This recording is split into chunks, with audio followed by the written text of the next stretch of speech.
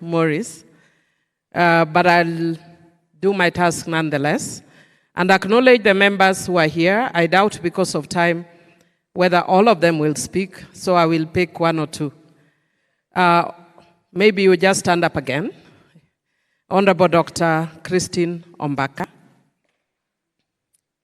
from Siaya. Honorable Martin Owino, Ward Chief, who is also a member of this church. I know because I'm a member of this church as well.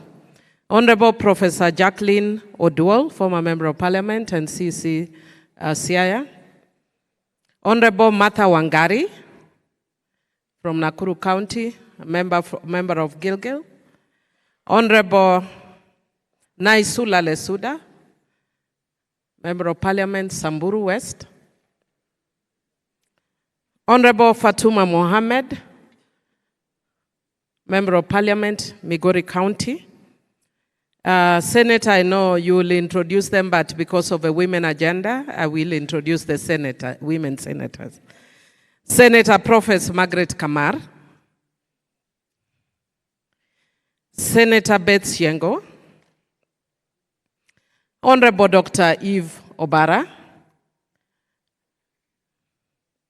Honorable Esther Passaris.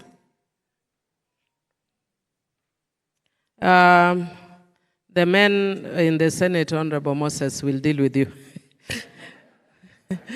Let me just take this opportunity because of time to thank the Speaker of the National Assembly for the support that he has given. I want to thank the members of the National Assembly also for the support, and especially the Kenya Women Parliamentary Association, KEWOPA. And some of the women who have come here have said specifically because something major happened in 1997, that the first affirmative action motion was brought in Parliament by Honorable Phoebe Asiyo.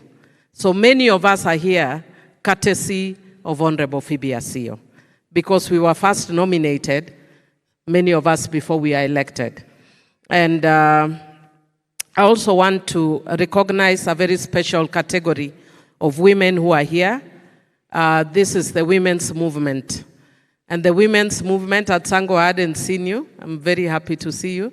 The women's movement who are here, from Gen Z or Gen Alpha to, I was told, I don't know what the generation of Mama Phoebe is, but I got it right in the writing. Can we please just stand up? Whether you are a member of Parliament or just the women's movement, please stand. I know there are men who are standing, they love the women's movement. But this is part of the women's movement. And the women's movement are women who have worked. Honorable Mbarire, stop disowning us. Honorable Wanga, stop disowning us. You are part of the women's movement. And even First Lady, even Maendeleo. This is part of even Honorable Zipora. Yes, I can see you.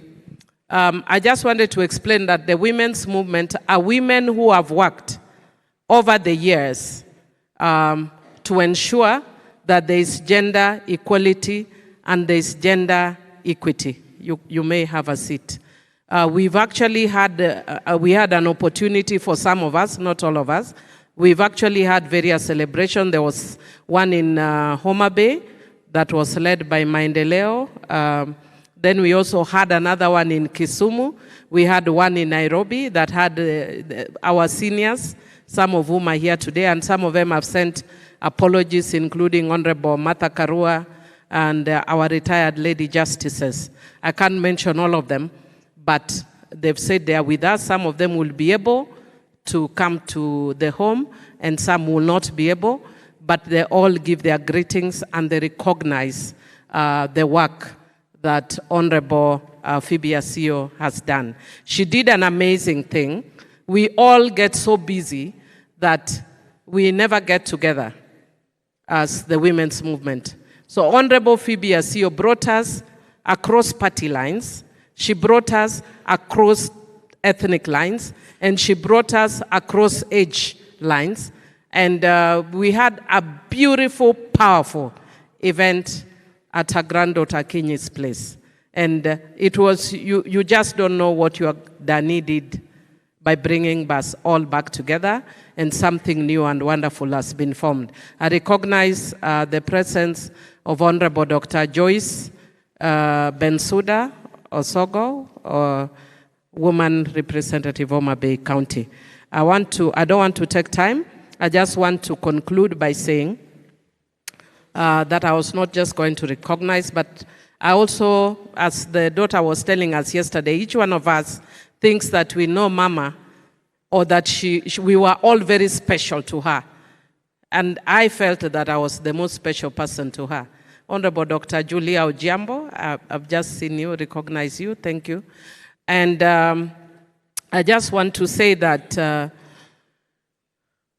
Mama influenced me in a very powerful way when I was in class 7. And she was going through elections. For those of us who are younger may not understand, because women have stood here in parliament. That time there were less than 6 women in parliament.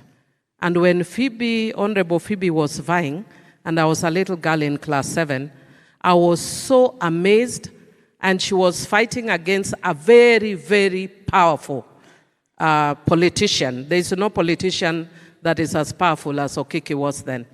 And I was just amazed. I was like, wow. And at my age, I ran away from home and sat in a hall until morning, until her results were declared.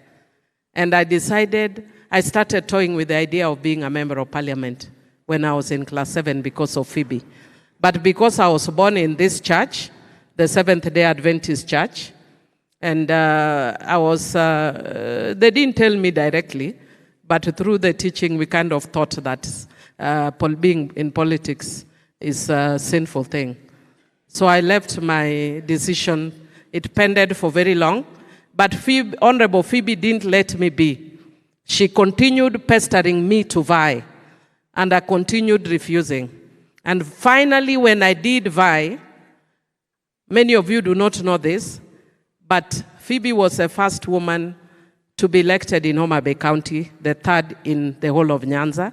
I think the first 7th or so in the nation. But I was the 2nd to be elected in Homa Bay County after Honorable Phoebe, and it took 16 years. It took 16 years for me to be elected after Honorable Phoebe.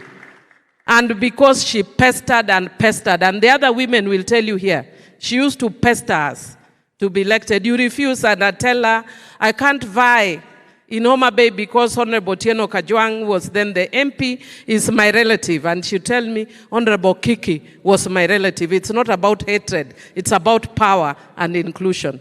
But I refused. But in the end, when I came, thank goodness, Honorable Tieno was not vying against me. Secondly, the other thing that I want to say is that she also employed my mother in Child Welfare Society of Kenya. I don't know if Child Welfare will get a chance, but she employed my mother. So anybody who loves my mother has a soft spot in my heart.